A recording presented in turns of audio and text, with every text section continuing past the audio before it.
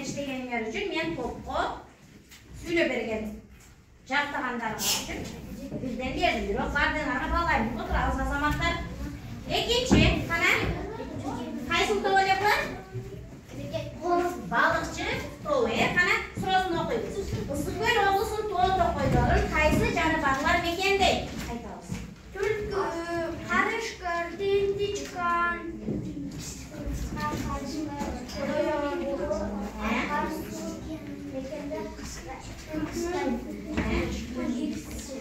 эл берс дагы экен, ошону капай калган эл берсе, жолборс берсе, кана? Балычкы шаарында ушул айылдар жашайт. Биринчиси жырак, экинчиси пирек, үчүнчүсү бир, зебра, хамам, жолборс. Булар каякта жашайт? Африкада. Жолборс болсо бизден эле жашайт го. Жакшы. Отурабыз, кол чабабызбы?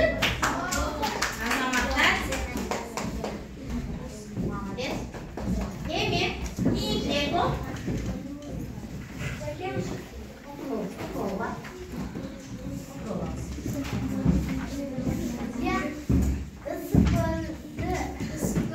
Кыш мезгилинде кайсыл канаттуулар кышташат дептир? Кана? Ördek,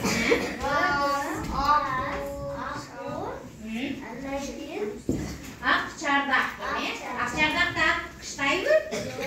Жок, бул жай мезгилинде гана болот. Бирөө адашыпсыңар, Жакшы, дагы. Тоба,